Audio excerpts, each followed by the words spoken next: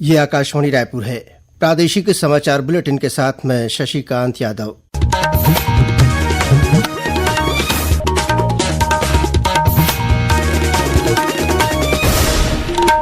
और अब पेश है आज के मुख्य समाचार।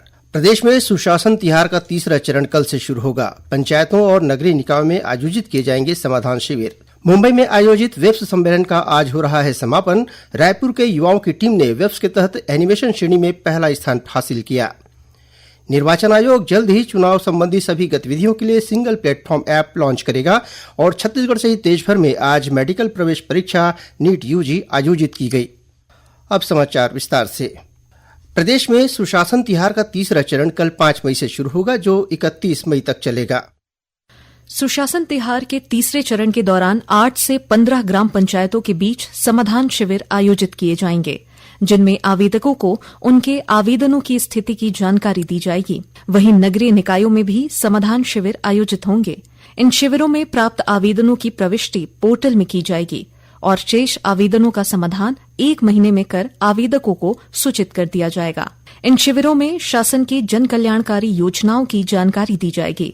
समाधान शिविरों में विकासखंड और अनुभाग स्तर के अधिकारी मौजूद रहेंगे। साथ ही मुख्यमंत्री विष्णुदेव साय समेत सभी मंत्री, सांसद, विधायक और अन्य जनप्रतिनिधि भी समाधान शिविरों में शामिल होंगे। समाचार डेस्क, आकाशवाणी रायपुर। गौरतलब है कि सुशासन तिहार का पहला चरण 8 से 11 अप्रैल तक आयोजित किया गया। पहले चरण में मांग और समस्याओं से संबंधित लगभग 41 लाख आवेदन प्राप्त हुए थे। वहीं दूसरे चरण में जिला प्रशासन द्वारा इन आवेदनों का निराकरण किया गया। अब वेब्स सम्मेलन से जुड़ी खबरें।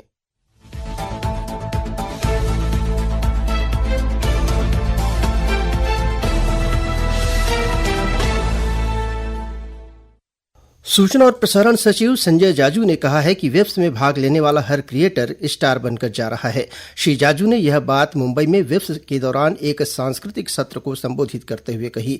उन्होंने create in India challenge CIC में भाग लेने वाले संगीतकारों का उल्लेख किया, जिन्होंने अपने प्रदर्शन के माध्यम से भारत के मूल तत्व को दर्शाया। उन्होंने उल्लेख किया कि सरकार भविष्य के अंतर्राष्ट्रीय दौरों और प्रदर्शनों के लिए अधिक स्थापित नामों के बजाय CIC की सभी संगीत प्रतियोगिताओं के विजेताओं को ले जाएगी। श्री जाजू ने बताया कि वेब्स ने ऐसे समय में अनूठी प्रतिभाओं को सामने लाने में मदद की है, जब भारत में ऐसे पेशेवर बैंड की कमी है जो वैश्विक मंच पर भारत के मूल तत्व को प्रदर्शित कर सकें। आकाशवाणी समाचार से विशेष बातचीत करते हुए श्री जाजू ने कहा कि वेब्स निवेश, व्यापार, कला और संस्कृति के लिए एक अविश्वसनीय मंच बन गया है, जिसने खुद को एक जन आंदोलन के रूप में स्थापित किया है। अपने आप में एक अविस्मरणीय रहा है। न केवल इंटरनेशनल पार्टिसिपेशन बहुत जोरदार था, साथ ही साथ बिजनेस भी बहुत हुआ है। इन्वेस्टमेंट अनाउंसमेंट्स हुए हैं, वेब्स बाजार में खरीद फरोख्त हुई है। वर्ल्ड की टॉप मीडिया एंटरटेनमेंट कंपनीज यहाँ पर शामिल रही। कल्चरल प्रोग्राम बहुत अच्छे रहे। अपने आप में एक पीपल्स वेव्स बन के निकल के आया है ये पहला एडिशन। मुंबई में चल रहे world audio visual entertainment summit WAVES का आज समापन हो रहा है। अंतिम दिन फिल्म निर्माण पर सत्र और सांस्कृतिक कार्यक्रम आयोजित किए जा रहे हैं। 4 दिन के इस सम्मेलन का उद्घाटन प्रधानमंत्री नरेंद्र मोदी ने 1 मई को किया था। Connecting creators, connecting countries tagline वाला यह शिखर सम्मेलन भारत को मीडिया, मनोरंजन और डिजिटल नवाचार के लिए वैश्विक केंद्र के रूप में स्थापित करने का एक प्रयास था। आयोजन में 90 से अधिक देशों के 10,000 से अधिक प्रतिनिधि शामिल हुए। मुंबई में आयोजित वेब्स में छत्तीसगढ़ की राजधानी रायपुर के युवाओं की टीम एंटलजल्ड स्टूडियो ने एनिमेशन श्रेणी में पहला स्थान हासिल किया है और उन्हें जापान में भारत का प्रतिनिधित्व करने का मौका भी मिलेगा। वेव्स के तहत एनिमेशन श्रेणी में पहला पुरस्कार जीतने वाली रायपुर की इस टीम के सदस्य शुभ्रांशु सिंह ने आकाशवाणी समाचार से बात करते हुए बताया कि देश भर के करीब 1000 प्रतिभागियों के बीच हुई प्रतियोगिता के बाद उनकी टीम ने प्रथम स्थान हासिल किया है। हमारी कैटेगरी में मोर देन 1000 एंट्रीज थी all over India and basically 11 cities में हुआ ऑल ओवर इंडिया ये कंपटीशन। तो जो भी जगह के बेस्ट जो विनर्स थे उनका फाइनल कंपटीशन यहाँ मुंबई में था। उन स्टेट विनर्स में फिर हम इंडिया में फर्स्ट आए। फिर उसके बाद हमें सेलेक्ट किया गया जापान में इंडिया को रिप्रेजेंट करने के लिए। अभी शुभ्रांशु का कहना है कि देश के रचनात्मक लोगों के लिए वेव्स उम्मीद और अपेक्षा से भी बड़ा प्लेटफॉर्म साबित हुआ है।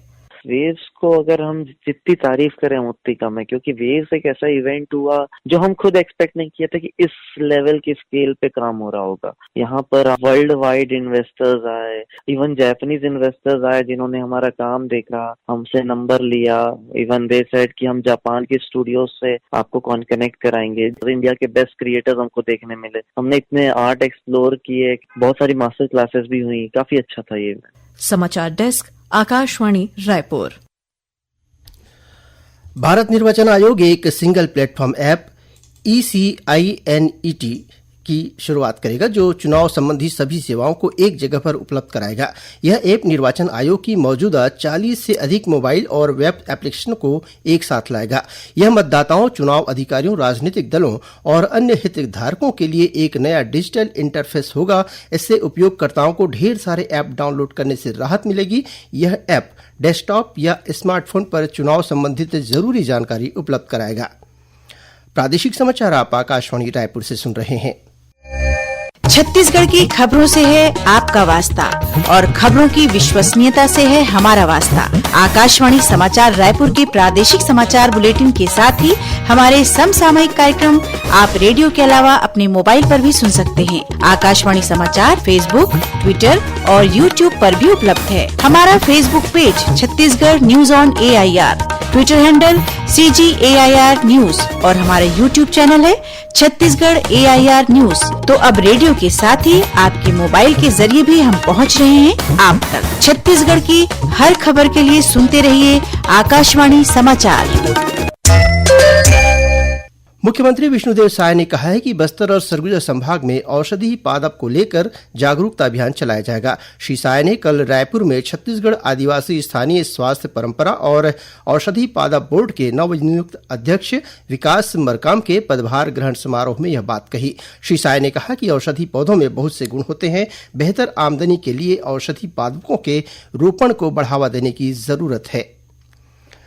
छत्तीसगढ़ ने अप्रैल 2025 में 4,135 करोड़ का वस्तु और सेवा कर GST संग्रहण कर देश के शीर्ष 15 राज्यों की सूची में अपनी जगह बनाई है। वाणिज्यिक कर GST विभाग के आयुक्त पुष्पेंद्र कुमार मीणा ने बताया कि GST संग्रहण के मामले में छत्तीसगढ़ ने केरल, पंजाब, बिहार और झारखंड जैसे राज्यों को भी पीछे छोड़ दिया है।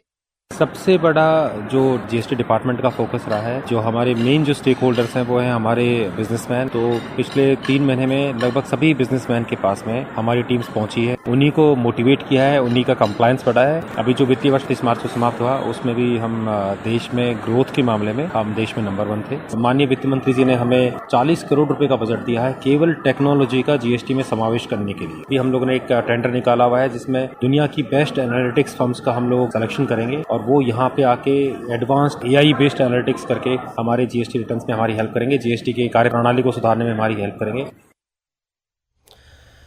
परिवहन विभाग ने वाहन मालिकों की सुविधा और सुरक्षा के मद्देनजर वाहनों में high security registration plate HSRP लगवाना अनिवार्य कर दिया है। इसके लिए विभाग ने किसी भी प्रकार की बिचौलिया व्यवस्था या धोखाधड़ी से बचने के लिए विशेष अभियान शुरू किया है। राज्य के अतिरिक्त परिवहन आयुक्त D रविशंकर ने बताया कि वाहन मालिक विभाग की अधिकृत वेबसाइट के माध्यम से सीधे आवेदन कर वाहन में हाई सिक्योरिटी रजिस्ट्रेशन प्लेट लगवा सकते हैं।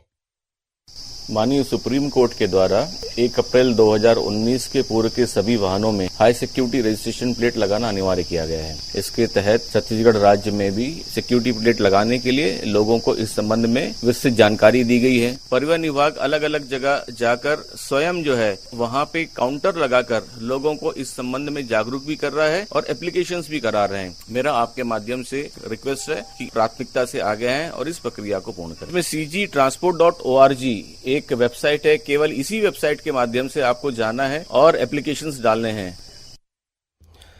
इस बीच परिवहन आयुक्त S प्रकाश ने राज्य के सभी जिला स्तरीय परिवहन अधिकारियों को हाई सिक्योरिटी नंबर प्लेट के लिए अनुबंधित कंपनियों के साथ बैठक कर यह नंबर प्लेट लगाने को लेकर आम नागरिकों को हो रही दिक्कतों के निराकरण के लिए दिशा निर्देश दिए। उन्होंने हाई सिक्योरिटी नंबर प्लेट बनाने वाली मशीनों की संख्या बढ़ाने को भी कहा। छत्तीसगढ़ सहित देशभर में आज मेडिकल प्रवेश परीक्षा नीट यूजी आयोजित की गई। यह परीक्षा देश में 5,000 से ज्यादा केंद्रों पर और विदेश में 13 शहरों में हुई। परीक्षा दोपहर 2 बजे से शाम 5 बजे तक चली। राष्ट्रीय परीक्षा एजेंसी एनटीए के अनुसार परीक्षा के लिए 22 लाख से अधिक विद्यार्थियों ने पंजीयन कराया था। छत्तीसगढ़ में इस परीक्षा के लिए 45,000 से अधिक विद्यार्थियों ने पंजीयन कराया था। बोर्ड परीक्षा परिणाम के तनाव से बच्चों को बचाने के लिए छत्तीसगढ़ माध्यमिक शिक्षा मंडल ने हेल्पलाइन सेंटर शुरू किया है। आकाशवाणी समाचार से बात करते हुए मंडल की सचिव पुष्पा साहू ने बताया कि बच्चों की परेशानियों को दूर करने के लिए एक हेल्पलाइन नंबर 18000233436 जारी कर दिया गया है। हाई स्कूल और हायर सेकेंडरी का एग्जाम आयोजित किया गया था। अब उसके रिजल्ट का परिणाम शीघ्र आने वाला है, तो इसके संबंध में बच्चों को जो है एक रिजल्ट को लेके जो तनाव रहता है, अभिभावक को भी रहता है, तो इस तनाव के संबंध में हमने हेल्पलाइन नंबर, एक कैरियर काउंसिल भी यहाँ बैठेंगे और ये टोल फ्री नंबर जारी किए हैं, जिसमें कोई भी अभिभावक या बच्चा कॉल करके इसके संबंध में जानकारी प्राप्त कर सकते हैं।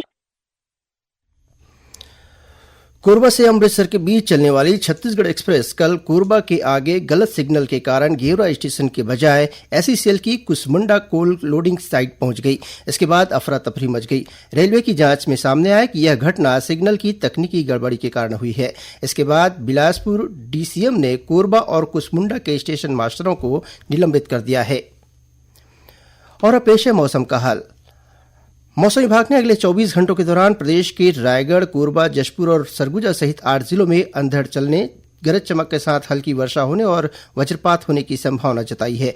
वहीं दक्षिण छत्तीसगढ़ के सुकमा, बीजापुर, दंतेवाड़ा, बस्तर जिलों में भी तेज हवाएं चलने और मेघ गर्जन होने की संभावना व्यक्त की गई है। मौसम विभाग के अनुसार कल से प्रदेश में अधिकतम तापमान में बढ़ोतरी हो सकती है। अंत में मुख्य समाचार एक बार फिर। प्रदेश में सुशासन तिहार का तीसरा चरण कल से शुरू होगा। पंचायतों और नगरीय निकायों में आयोजित किए जाएंगे समाधान शिविर। मुंबई में आयोजित वेब्स सम्मेलन का आज हो रहा है समापन। रायपुर के युवाओं की टीम ने वेब्स के तहत एनिमेशन श्रेणी में पहला स्थान हासिल किया। निर्वाचन आयोग जल्द ही चुनाव संबंधी सभी गतिविधियों के लिए सिंगल प्लेटफॉर्म ऐप शुरू करेगा। और छत्तीसगढ़ सहित देशभर में आज मेडिकल प्रवेश परीक्षा नीट यूजी आयोजित की गई। इसी के साथ प्रादेशिक समाचार बुलेटिन समाप्त हुआ। नमस्कार।